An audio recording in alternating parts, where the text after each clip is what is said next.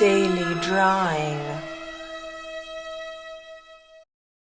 Hello, baby bats. This week our daily drawings are going to be all about fire. We're going to start with a realistic candle, and then we're going to do a cartoon style fire, and then we're going to move to a fireplace. Let's start with this drawing. You're going to need a piece of paper or a sketchbook, a pencil, and an eraser. Okay, let's start by drawing this realistic candle. Start with a vertical line going through your page. If you can't draw a vertical line very well, use a straight edge or a piece of paper.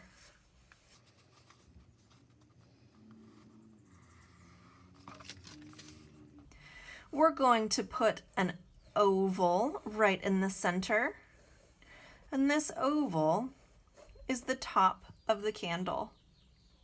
Do two straight lines coming down from either side of the oval.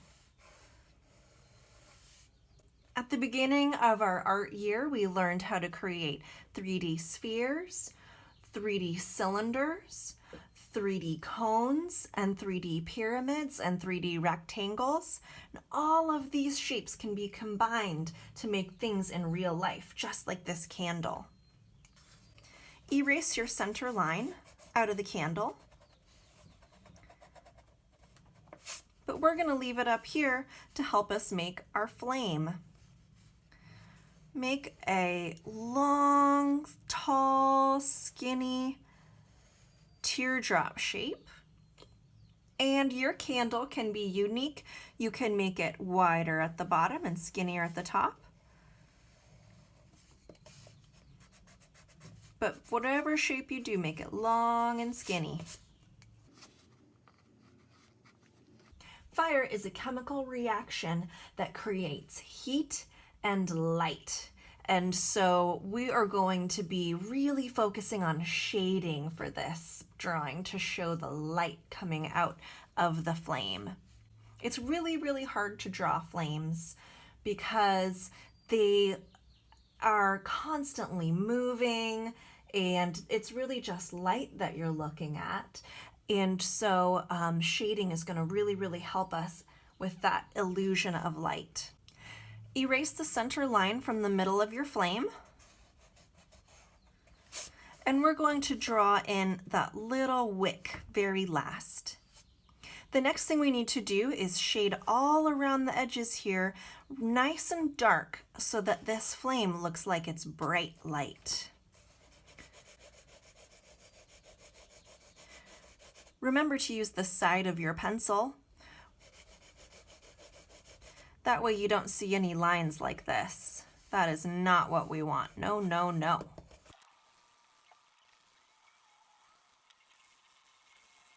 Now let's add some darker shading closer to the flame. This will make it look brighter and brighter. The darker the background is, the brighter the flame will appear to be.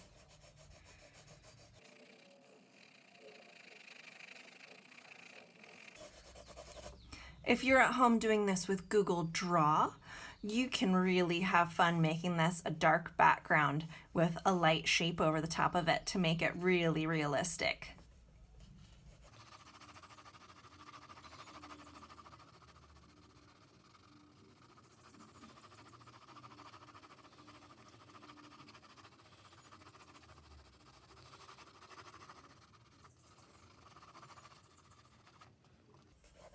Use your finger to blend the values together.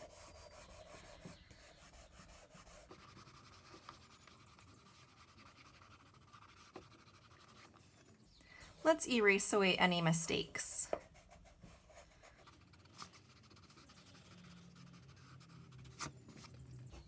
A lot of candles and flames have different sections of different values. For instance, there'll be blue down here at the base where it's very hottest.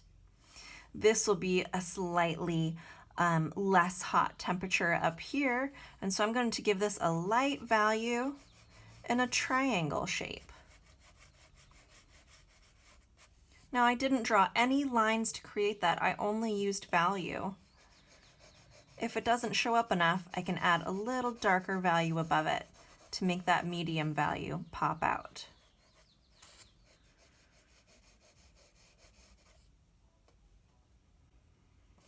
Right here, we need to erase this curved line, but then we need to imply that curve. So what we're going to do is we're going to shade the inside of that oval, a very light value.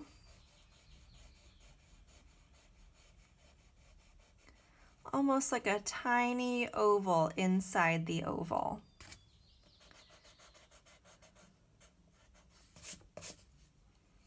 And this just shows the depth. It shows that that dips down right there. Start your wick in the center of that tiny little oval inside of an oval. Find the center of it. Make sure it's on that line we started and go up into the flame. Give it a little bit of depth, a little bit of width. So it starts in that oval, goes up into the flame, and then what we need is a slightly darker value here to show where it would be blue. So just right around the top of that wick, give me a little light colored oval shape. Now we can get really tricky right here to show the glowing end of the wick. We can erase a clever little circle, and when we go from dark to light so abruptly, it's going to make that point pop out and give it a 3D look. So dark and then instant light, it's like a highlight, and it really makes that spot look bright white like it's on fire. Now what we need to think about is our light source shining onto this cylinder. Sometimes when we have a light source coming from the outside and hitting there or there, we'll have a gradient that goes across, but this is a little odd because the light source is coming from the top, and it's odd because wax is often just a little bit transparent. The light kind of shows through it a little bit. So what we're going to do is start light and go down to dark. So lightest at the top, leave a little bit of pure white at the top, and get the lightest value you possibly can up there. And then go darker. Darker. And darker. Let's finish that off with a curve down here to show the end of the candle.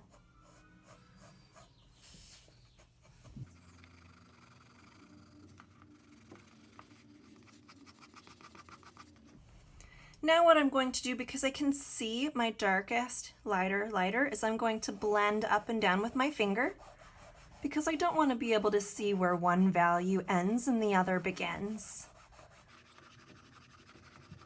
If the edges of your candle are looking a little too soft, go back in with a harder, darker value, but really try not to add any lines. Lines give it a wonderful cartoony look, but not a realistic look.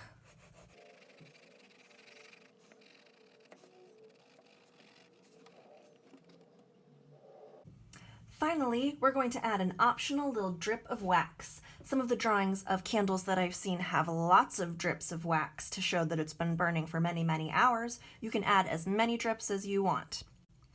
Erase a line that starts up here and goes down, a straight line, and then make it a little wider at the bottom. Next, add a dark value underneath and make it a curved dark value as if you were shading a sphere.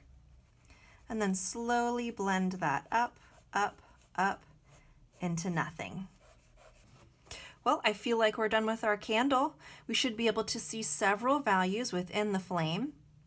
We should have that wick extending into the center of the flame somewhere, and we should have some value showing this dip down in the center of the candle and showing the light shining down across the length of this cylinder. Most importantly, we've got to have a shaded background, otherwise it will look like a cartoon candle, and today's candle is supposed to be a realistic candle. Realistic drawings have shading, not lines.